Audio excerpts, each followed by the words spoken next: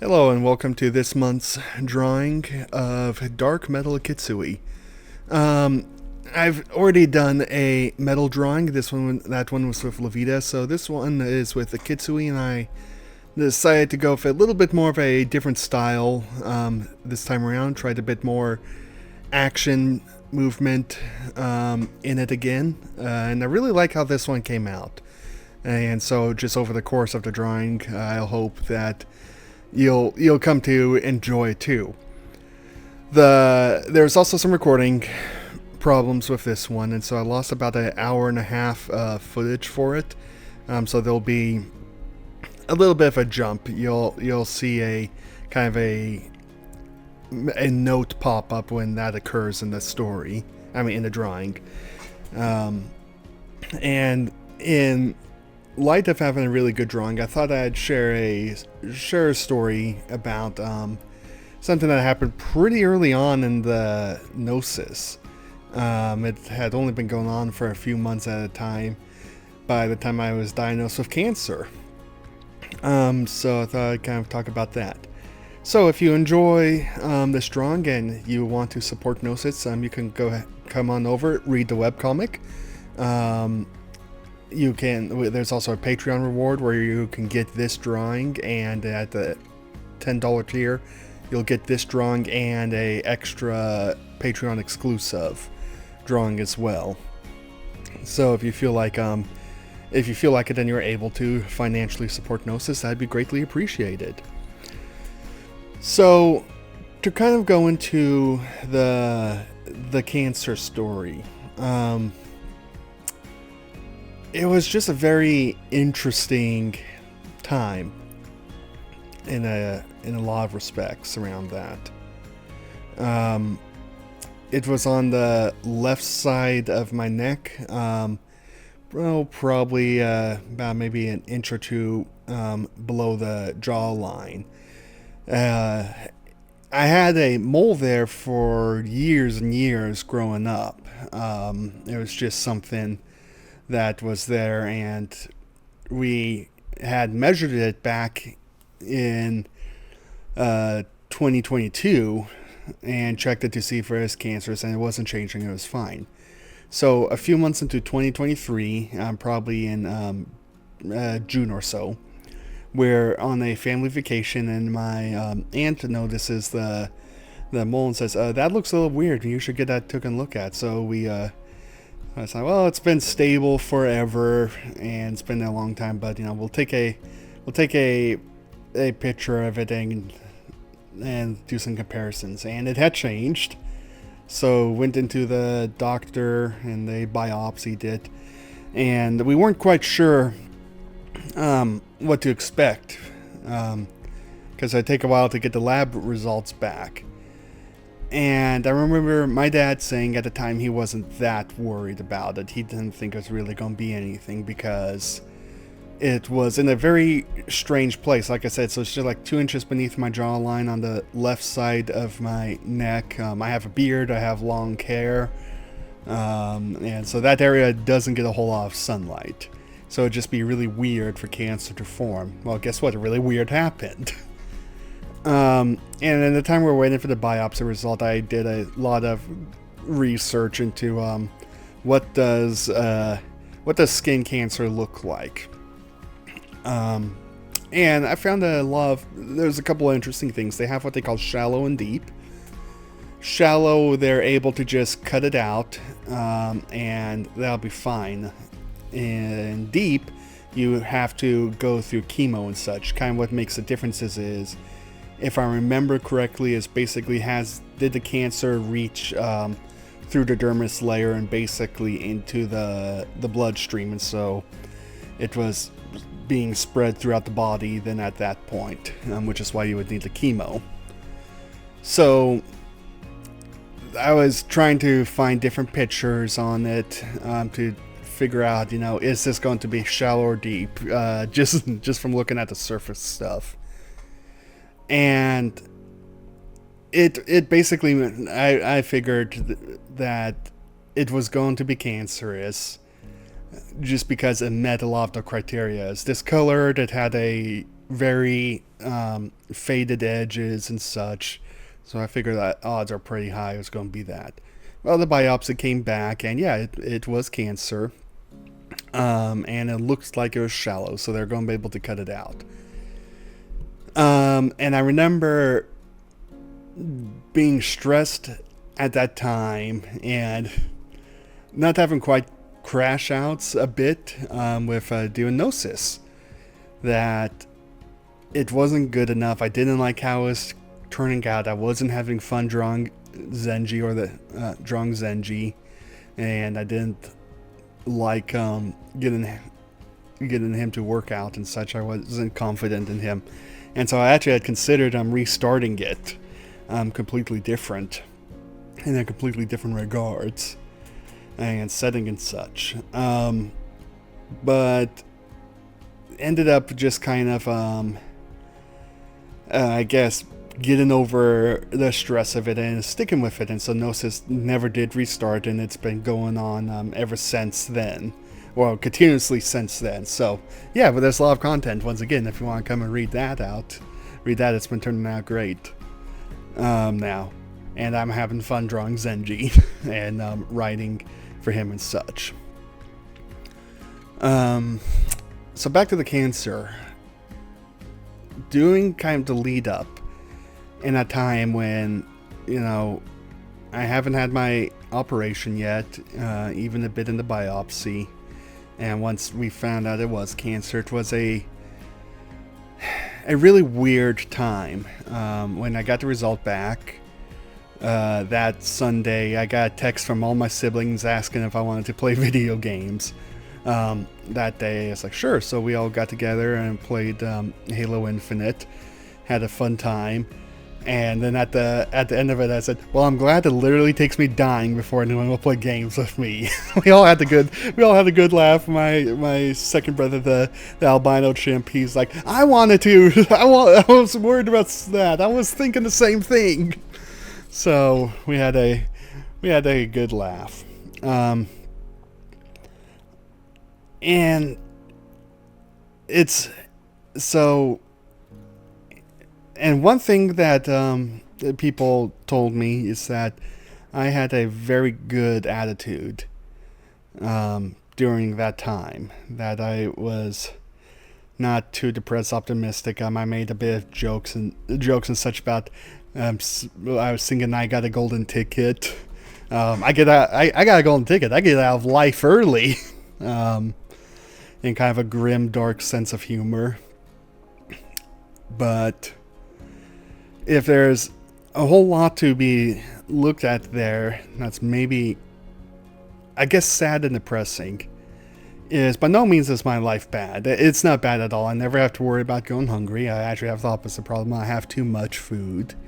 I got a wonderful, loving family and such that are very kind and supportive of me. But a lot of kind of like the goals and stuff I had hoped to accomplish in life hadn't happened yet, and still haven't happened.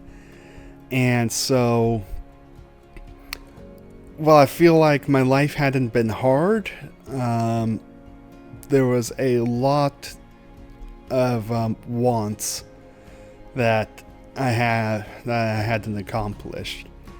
And so in a lot of respect, I actually felt, if the cancer did take me, I wouldn't be really losing anything because I had all I didn't have any of those wants and goals met, and so in many respects that was kind of I guess a gnawing and empty feeling during that time. Along with that, I was talking with my dad, going out on evening walks and such. I'm walking the dog and things. And I was talking about how strange it was that I had something during that time that would kill me. All right, I was absolutely, I guess you could say, approaching a death state before the surgery and such. But I felt fine. I wasn't in pain or anything, and just kind of how strange of a feeling that was, that you can basically have a timer going, and yep, you're perfectly fine. It's not your biggest problem, generally speaking, in your day-to-day, felt like. Um, so that was just a strange moment. Another moment that got to me, I was doing a soda run with me and my mom. We try not to drink as much soda, so we have a soda day, where we'll go and get soda and have soda on that day and not for the rest of the week. And so we're just driving and just kind of talking about the cancer and other stuff, and kind of like what I mentioned earlier, the emptiness feeling of, well, if I go, it's not like I'm really leaving a whole lot behind, necessarily, or something along those lines. And I see out of the corner of my eyes that she's crying. I'm like, well, why are you crying? I'm the one who's sick. And she said, because you won't cry for yourself. And that got to me a good bit. That did. I suppose by a greater extension, if that didn't become apparent, I don't feel like my life is hard. But, and I often wonder how much of that is it that it's really not hard, or is it just that I don't understand it and what's going on? And so it's kind of like, well, there's a problem, but I don't understand the problem, so I don't know what's there. Kind of one of those questions that I still wonder about. But yeah, so those were some moments that got to me during that time. And so eventually the day for the surgery came, went in, I think it was 5 centimeters or something like that they had to cut out, and I thought that was at the smaller end of the scale that they had to cut out. No, that was the bigger end. I think I had 6 centimeters. It's like, well, this is too big to cut out. You have to go to chemo. So I got a nice scar on my neck from that. But I guess, I know, once again, not understanding the situation. It's like, oh, 5 centimeters. Oh, that's at the lower end of it. No, that's the bigger end. So I guess going a little bit into the interesting part of how it works is basically, so even though where the cancer is, I guess you could essentially describe it as a dot, all right, just as a circle. The area they cut out is actually football shaped. So though, so the widest part of the football is the circle, and then they extend the lines up beyond that to cut out as well. And the reasoning for this is it makes it a lot easier to stitch the skin close once it's been cut out. And so it actually makes the recovery process a lot smoother and better, which is just another marvelous thing about modern medicine is by inflicting what can seem to be more damage, you can actually speed up the recovery process and make it not only faster but more complete. So that's just kind of a cool thing to learn. And so my mom was in there while they worked on my neck, and basically I just laid on the table with my head turned sideways while they worked on it. Numbed me up, put in the shots. I don't like shots, but so after the little pinch of it going in, you quit feeling anything.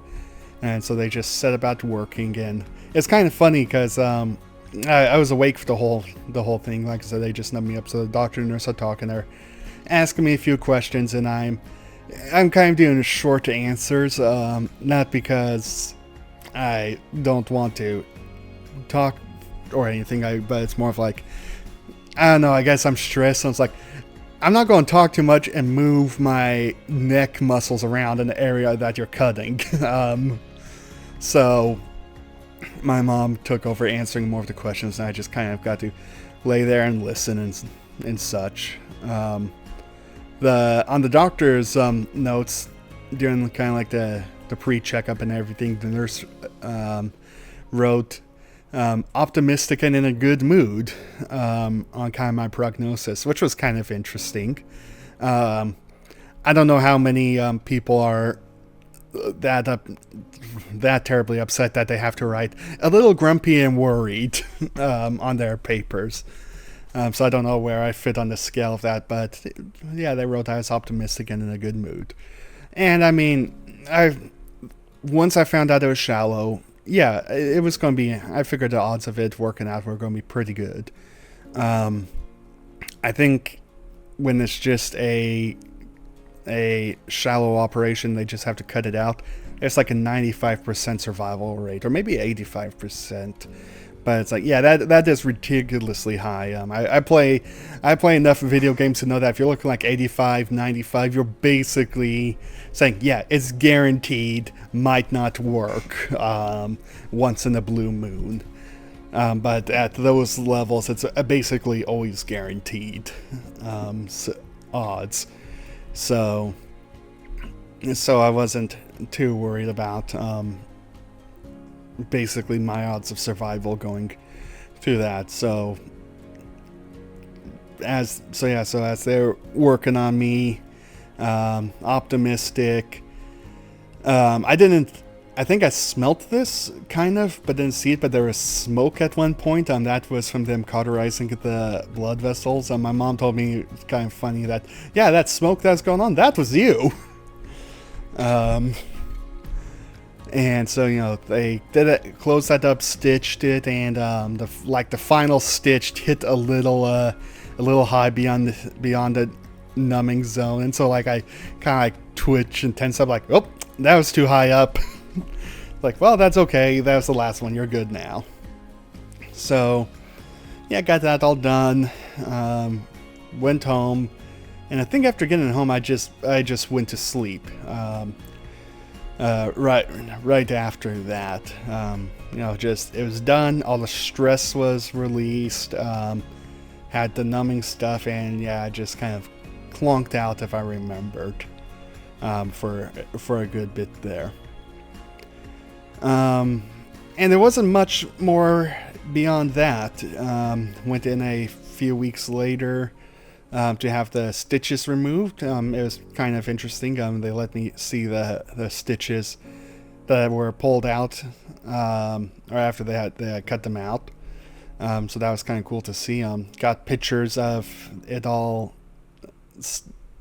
stitched and healed up, and now I got just a nice pink scar that's of a decent length on the left side of my neck. And like I said, it sits kind of beneath my beard and my hair, so it doesn't show up that much. But quite often, I'll find myself kind of like running my hand on it when I'm looking in the mirror, looking at it and such, and it's just kind of an interesting reminder of going through that time in my life. Just the whole experience, because a whole lot of it I'm still generally confused by, because it's kind of like, you know, what was I supposed to learn from this? As now, do I say I beat cancer? Because I mean, I really didn't do anything. It was incredibly like low key. I think it caused more stress for everyone else in my family than just me. Well, everyone else in the family besides me. Should I be worried more about kind of that emptiness feeling that, well, it wouldn't be so bad if I go? Should I be more concerned about that? Is that not a healthy state to ever have in your mind? So yeah, it was an experience that still really confuses me in a lot of respects, and I don't know how to make sense of it all, because it feels like, you know, this was something big. Cancer is one of the big things that can take you out in this world, and I got it and went through it, and nothing happened. It feels like, what does that mean? Am I not learning something? So it's just a really confusing and interesting event to look back on, and even going through it. And so, to try and help kind of get my thoughts more around this, I asked my family members for some of their thoughts and stories during that time that they had. The only one who was able to get back to me in time was my sister, the writer. And so I'll just recount what she said. She says, "I still remember when Mom called and told us about the cancer. I assumed everything would be fine. It almost always is. And honestly forgotten you had an appointment that day. Joseph and I were out shopping when Mom called, and my heart dropped at the news." So I think what she was talking about there is, well, we think you might have cancer, so we're going to get the biopsy and such. And she's like, oh, well, it'll probably be fine. Everything typically is. And then we got the lab results and and it's like, nope, it was cancerous. So she continues on. "I cried several times throughout the day, terrified that I might lose my brother. In the past, I wondered how I would feel when eventually one of us kids returns to Heavenly Father, and being faced with the possibility of that happening showed me how much it would crush me to lose you. I knew it would. After losing Cuddles, that was her first cat, unexpectedly, and later when our aunt died, from her heart attack, I thought I'd understand the feeling and could manage them. I was so wrong. I was scared beyond comprehension, and my prayers didn't feel like they were being answered. But they were, and I'm so glad that they were. Yep, I survived, and I'm still around here to bother her." And she continues on. "I suck at a lot of things, running, jumping, most athletic activities, but I feel like one thing in particular that I need to be better at is making sure I show you how much I love you." And that's obviously really touching, and maybe that's the lesson that should be learned from all this. Why do we wait until someone has cancer or is dying before we show them how much they mean to us? Why do we only value, not why do we, but maybe we should try more often to value the time that we have someone when it's not limited, or we know it's not limited. And so, and I guess just basically that understanding of, if this were to go away tomorrow, would they know that I loved them? Would I be able to have those cherished memories with them? And I don't know if I've tried to be better about expressing gratitude and spending time with my family members since then. But it's something that, if I haven't been, I could keep doing. I mean, I feel like I've done a pretty good job with it. I regularly schedule times to do things with people, but maybe there's more I could be doing. That's something I guess I'll have to think on. But if there's anything on your end to think on, I hope that it's the people in your own life. Will you to take the time to cherish and spend with them? Because you never know when it. So you never know when it could end, and it could go away, or when it'll become finite. And so, why wait till then? Why wait to care about something till we almost are about to lose it? Well, so I know that's maybe a little downer of an ending to go out on, but I did hope that you found this story interesting in this time in my life. If you have any thoughts of something I could learn from it, please share. I'm always interested into hearing what other people have to say and learning what things can mean in different interpretations and different ways to think about stuff. And if you've enjoyed this drawing, and come read Gnosis, and I hope you enjoy the stories there. Like I said, the story did not get rebooted; it continued on, and it's going great now. I'm having a lot of fun with it. I'm better understanding the characters, and everything's comes out a lot easier and flows better. So thank you, and I hope you have a great day, and that you don't get a cancer diagnosis anytime soon. But yeah, so thank you for listening, and goodbye.